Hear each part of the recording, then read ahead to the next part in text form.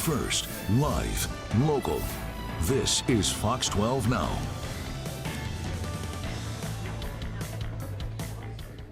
Hello everyone, I'm Greg Nibbler. This is Fox 12 Now. We're coming to you with breaking news. There is a press conference that is about to happen involving Portland Mayor Ted Wheeler and Portland Police Bureau Chief Lovell. Both of them are going to be talking about public safety. So this is an announcement that came out earlier today. We don't know much about what this is going to be about. I'm going to go ahead and show you right there. We've got the courtroom pulled up where the conference is going to be taking place. This is going to be a joint announcement between the two of them. But again, not a lot of information as far as what this is, other than it revolves around public safety.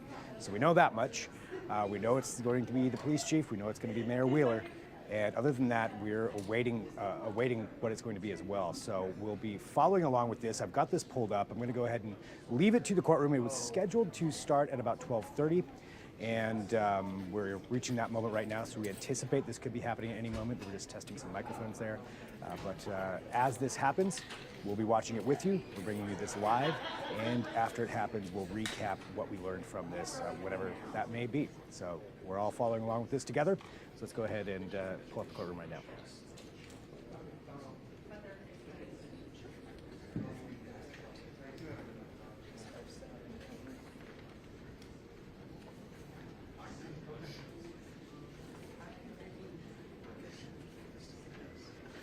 Clarify as well, this is not a courtroom. This is it looks like City Hall. This is a conference room where they're going to be doing this. So just to clarify.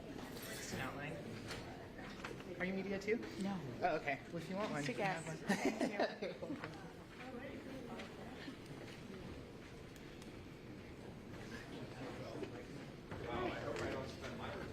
Nice to see you. Thanks for stopping by.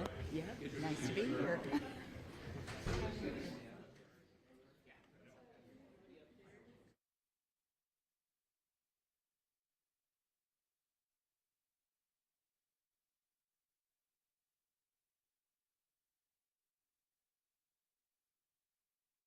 Good afternoon. My name is Mike Benner. I'm the new Public Information Manager for the Portland Police Bureau.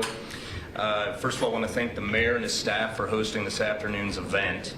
I want to just pass along a reminder to silence your phones so we can hear the speakers. We'll be starting with Portland Police Chief Chuck Lovell, followed by Mayor Ted Wheeler, and then Bob Day will also be speaking. We will do some Q&A following the event, and also we ask that you stay on topic, and the mayor has agreed to stick around for any follow-ups on other topics after. With that said, Chief, podium is yours. Thank you, Mike. Good afternoon, everyone. Thank you for coming. And today I wanted to make an announcement. I will be stepping down as Chief of Police for the City of Portland effective October 11th. I want to thank the mayor for having faith in me and appointing me to this role. I was appointed at a very turbulent time for our city and our bureau. I'm proud of the accomplishments of the Police Bureau. Over the past 3 years, we've started to rebuild, and we've navigated some really tough times. I also want to thank the members of the Portland Police Bureau for the hard work that they do every day on behalf of our city.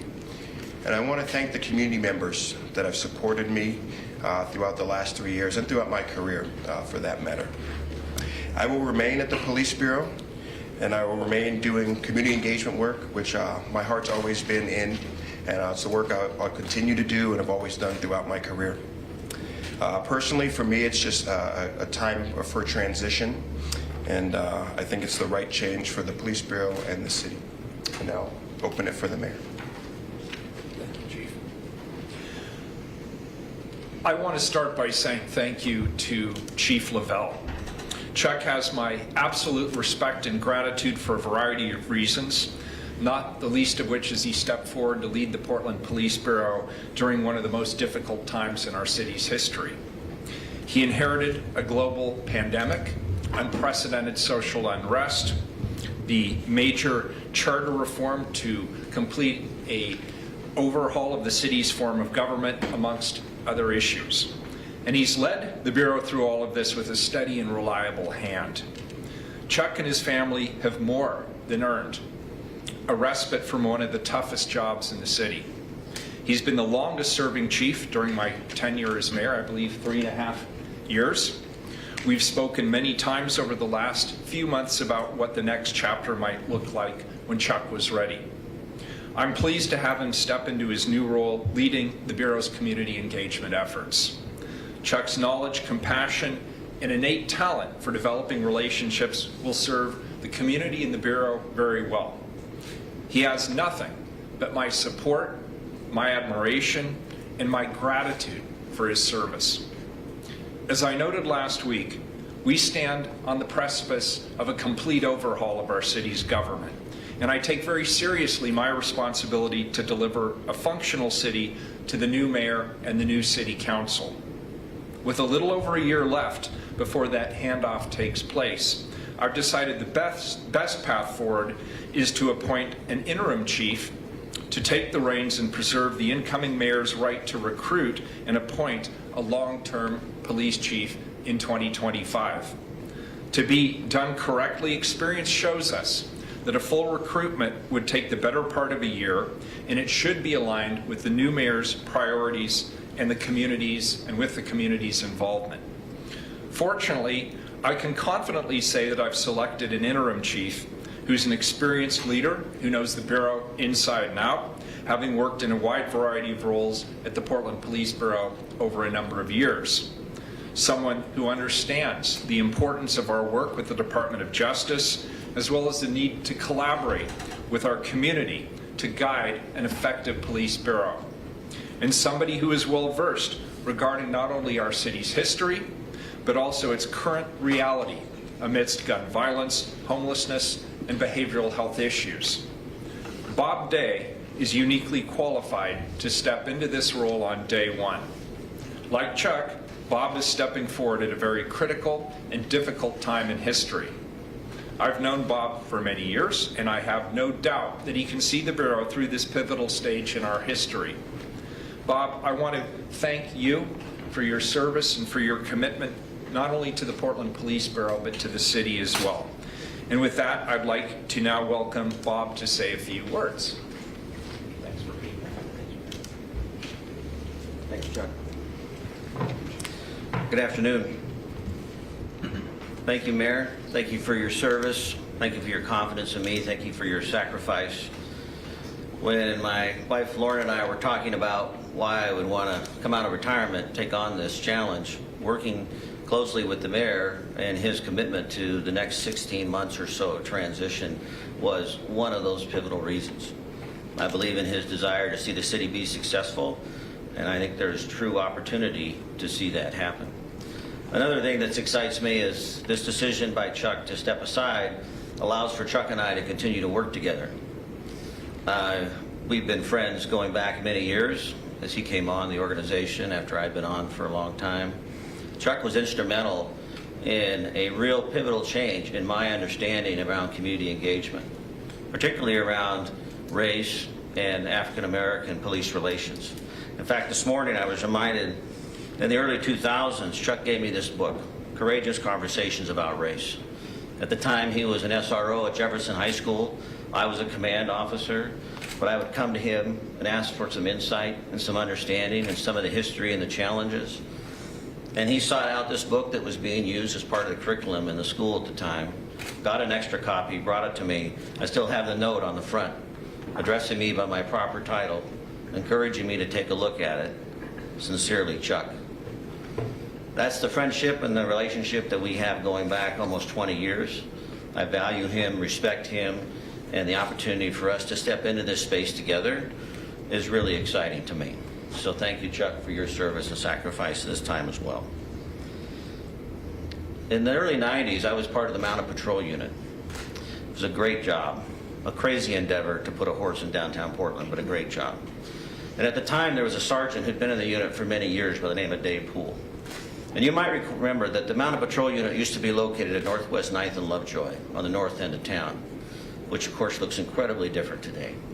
But back in those days, we'd get on our horse and we would ride south into the city.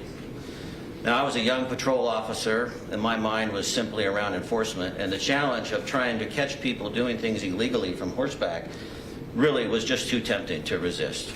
How could you not see the red-headed, fully dressed uniform on a 1,000-pound brown animal clippity-clopping down the sidewalk and not get away? but I was focused and determined to make sure that I was an effective police officer in the area of enforcement. And so I would ride into Old Town, a natural transition point, and I would focus on making drug arrests. And I had some success. Dave Poole had been in the unit for many years as an officer. He was my sergeant.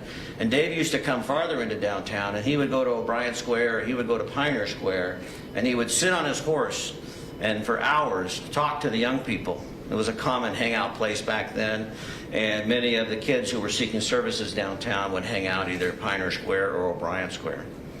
I was in my 20s. I had no patience or tolerance for those conversations. I had a duty to sworn to protect and serve, and I was going to make arrests, and that's what I was doing. But Dave used to say to me, Bob, there's a whole city south of Burnside. There's a whole city south of Burnside. So over time, as I began to realize I need to step out a little bit, I would come south of Burnside.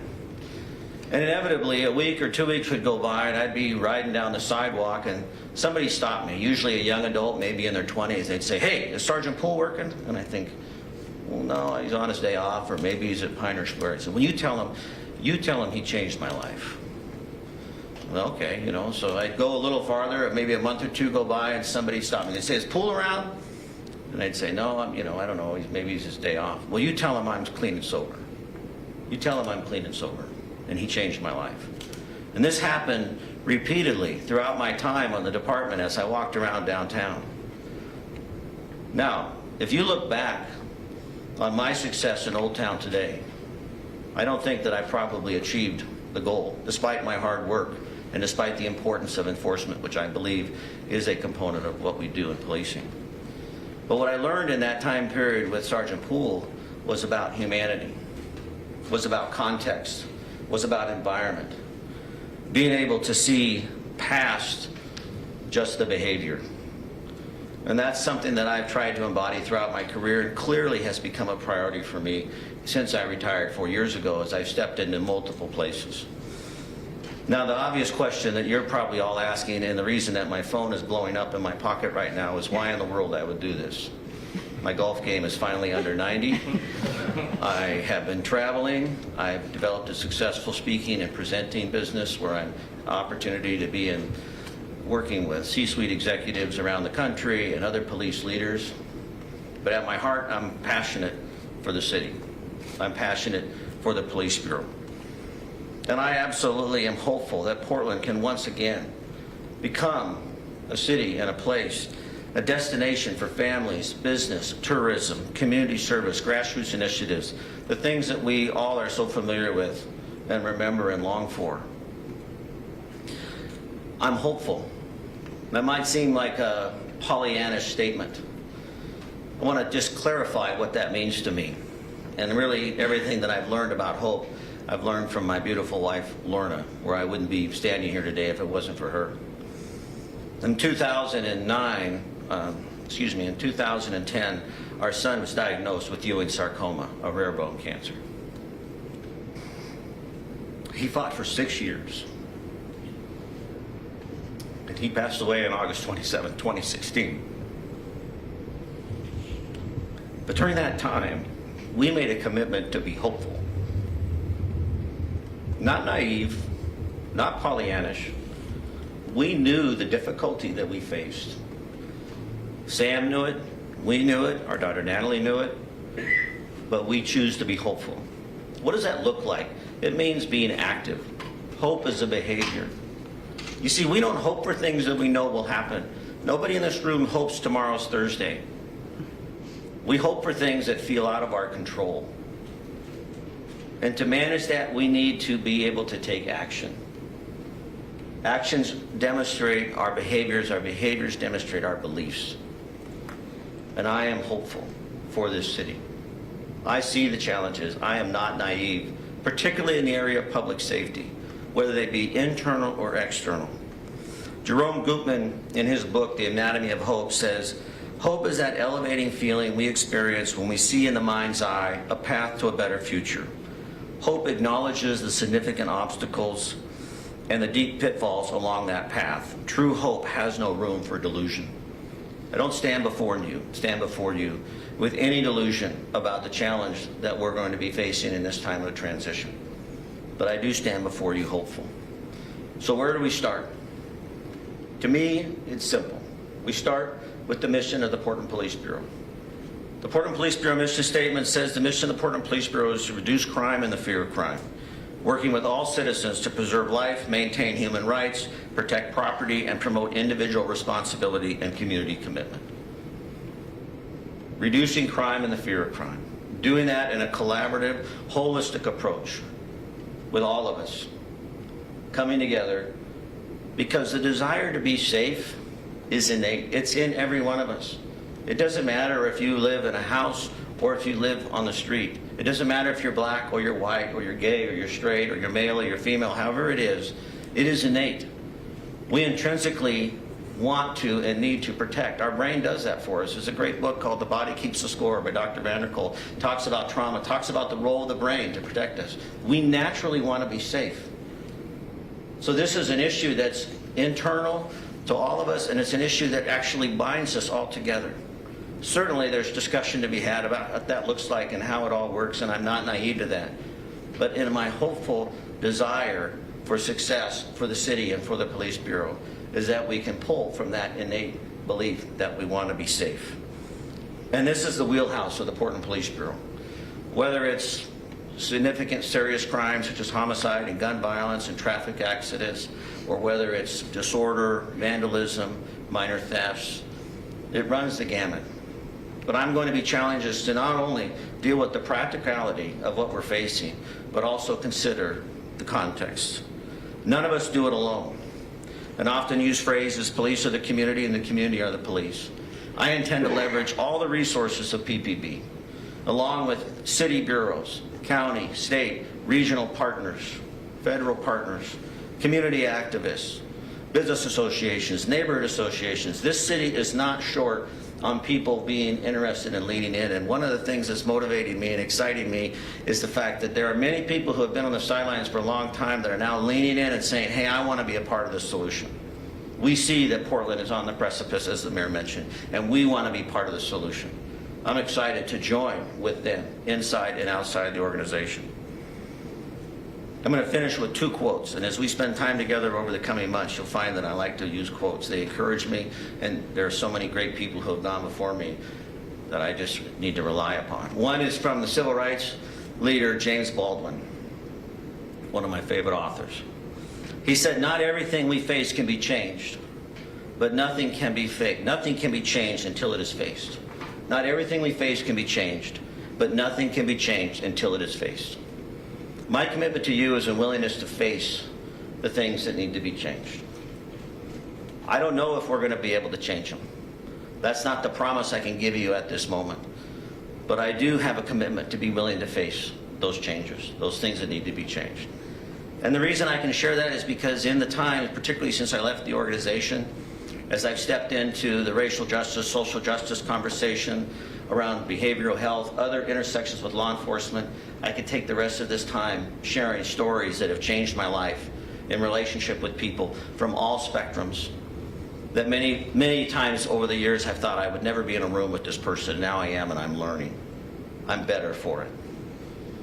The other commitment I have for you, and the other quote, is one that if those who worked in the training division will be familiar with in 2010, when I ran across this from former Green Bay Packers head coach Vince Lombardi, when he said that we will chase perfection. We will chase it relentlessly, knowing all the while we can never attain it, but along the way we shall catch excellence. My desire, my passion is that we will chase perfection, and along the way we will catch excellence. I'm asking you in this role to be hopeful. I'm asking you to be curious, be willing to face the things that need to be changed.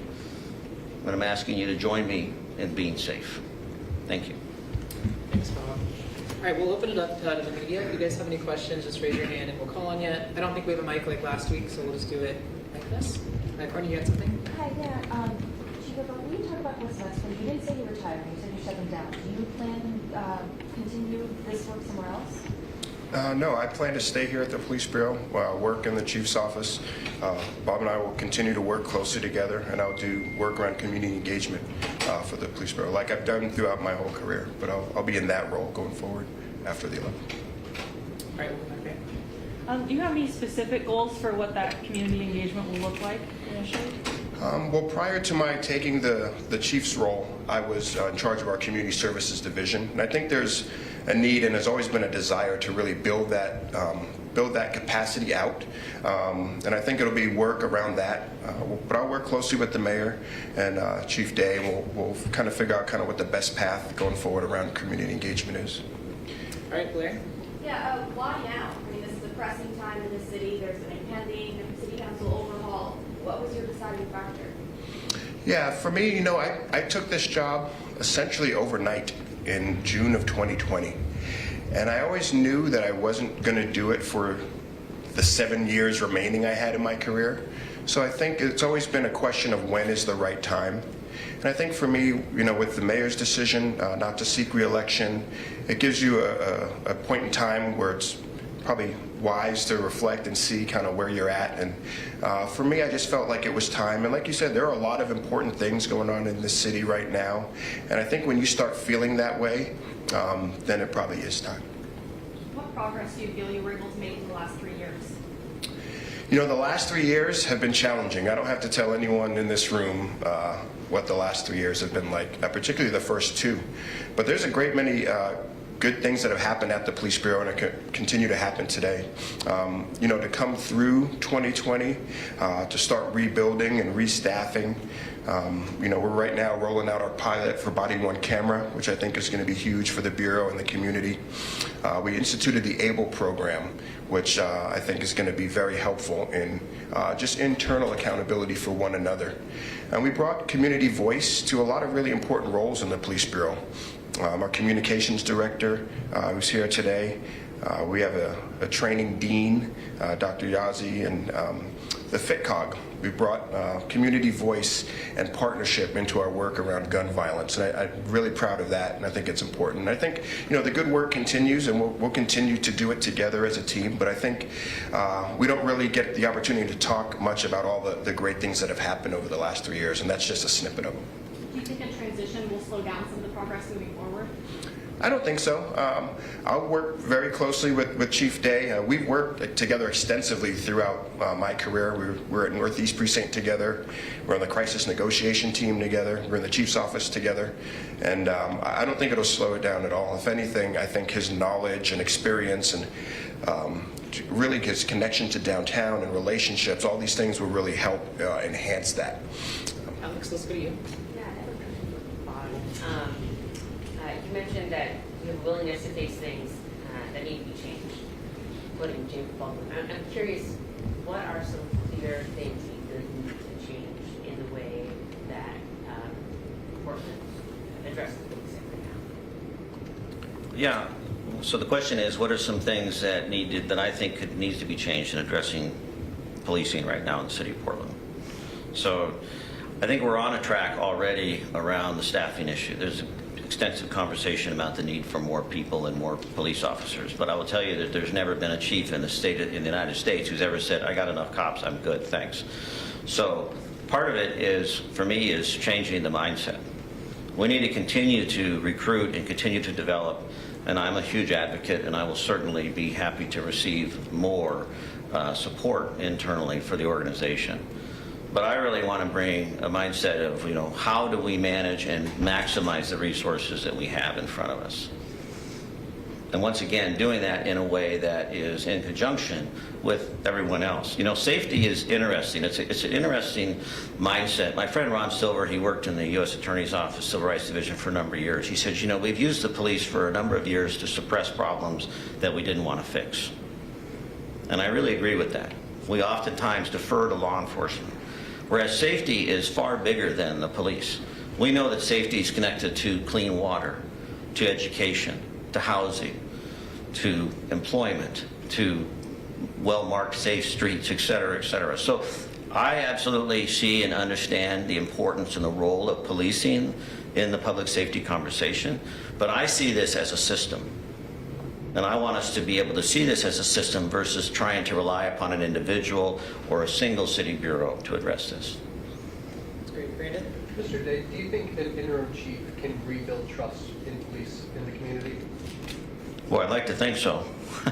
But I stood, in my 29 years in the police bureau, I worked for 12 to 13 different chiefs.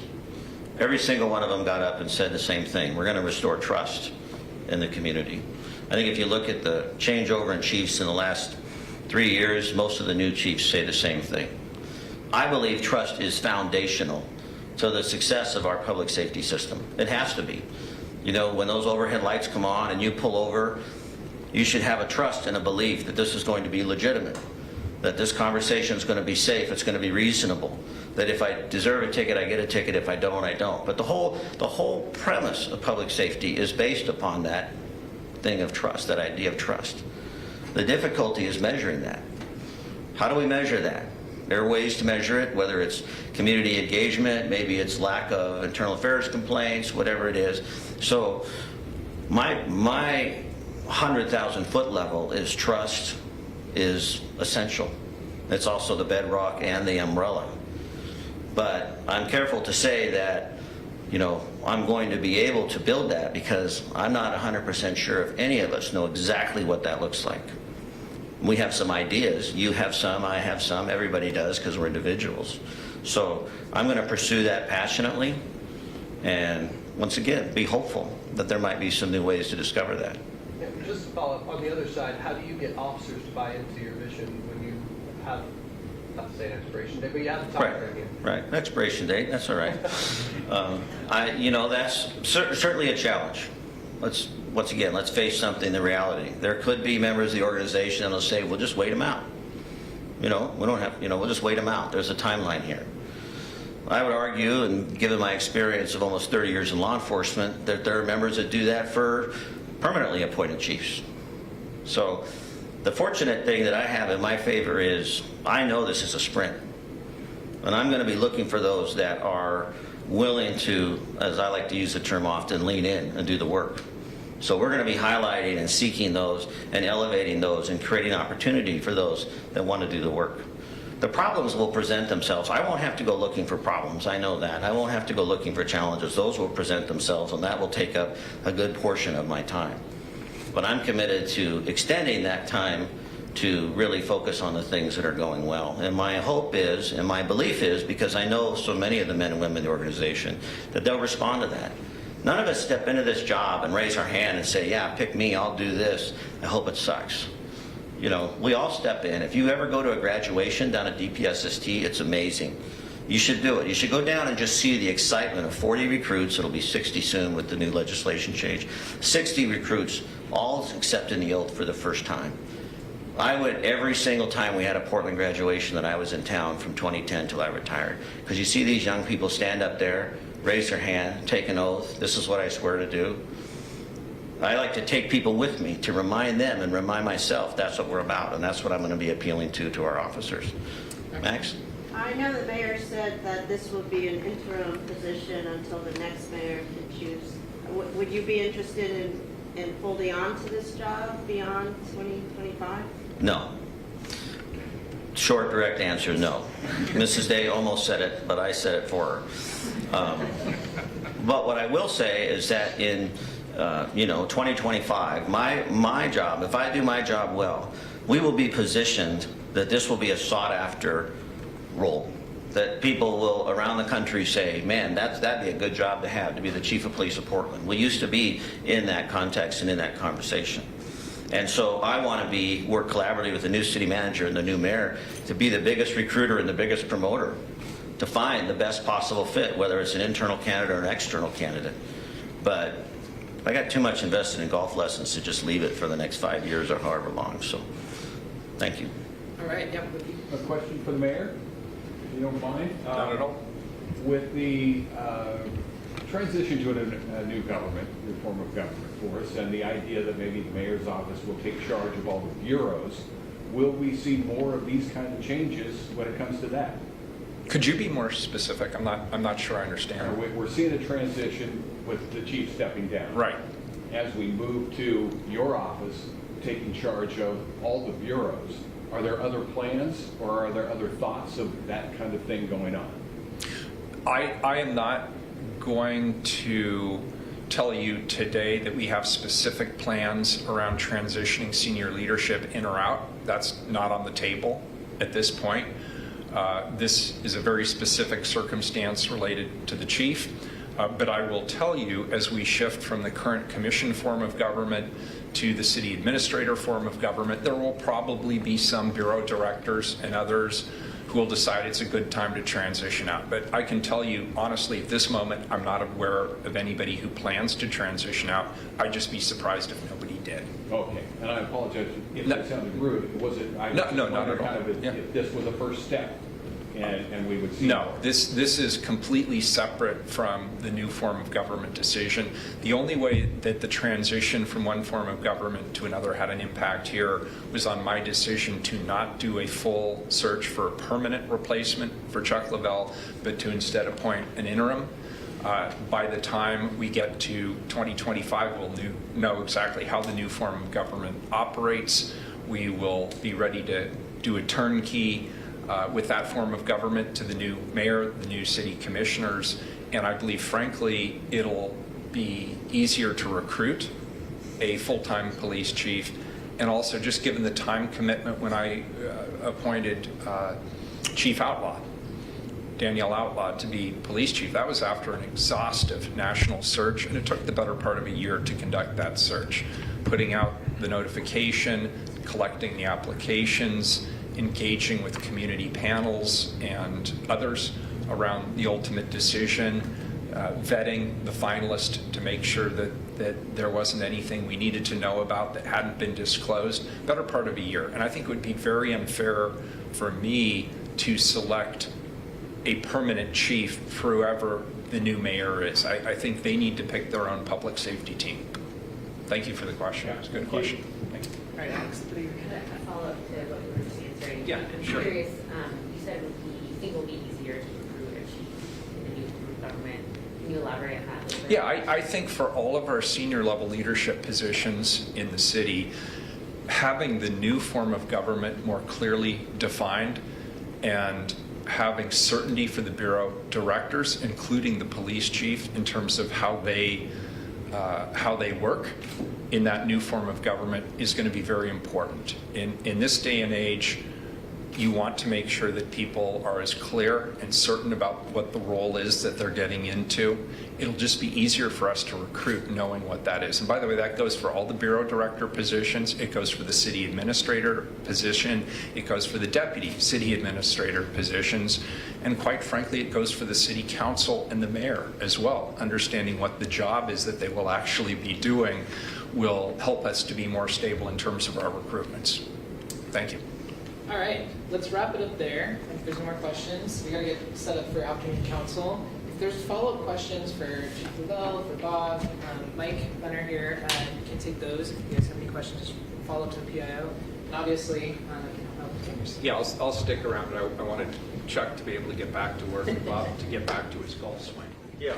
All right, I'm going to go ahead and bring that down. So thanks for joining us. This is Fox 12 Now. So as you've been watching, we are taking a look here at this public safety meeting, as it was called at the beginning of, with Mayor Wheeler and Portland Police Bureau Chief Chuck Lovell.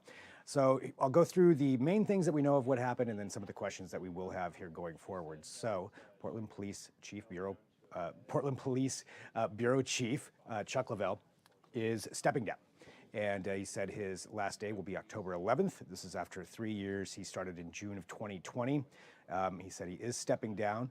And at that point, we heard from Mayor Wheeler, who said that he is not going to find a permanent replacement at this time. He is instead appointing an interim police chief, and that is Bob Day. Bob Day is a former deputy police chief for the Portland Police Department. He's been retired.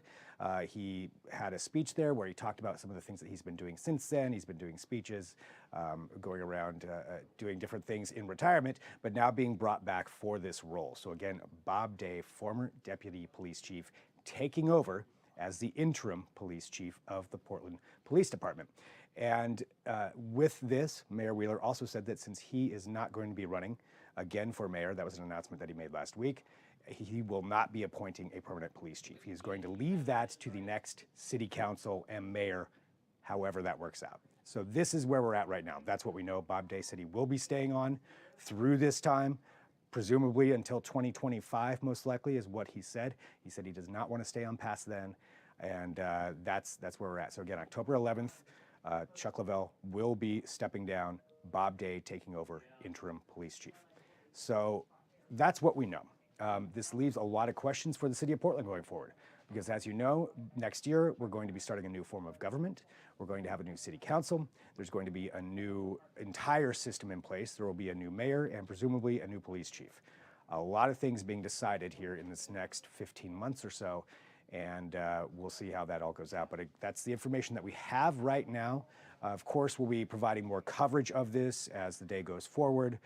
We have reporters out there who are asking questions as well, and we've got a lot of stuff that's going to be showing up at kptv.com, so you can certainly go there and read more about this. But just the bullet points: Chuck Lovell resigning October 11th, Bob Day taking over, presumably as interim police chief, presumably until we have a new mayor in place, which would be 2024, 2025, by the time they probably got around to hiring somebody. So that is the information that we have right now. Again, we'll follow up with more as we get it, but we'd like to bring you this breaking news here on Fox 12 Now and make sure you're aware of everything that's happening. So we'll go ahead and sign off for right now. Feel free to, again, go to kptv.com. We'll have everything updated there as well. Thanks for tuning in.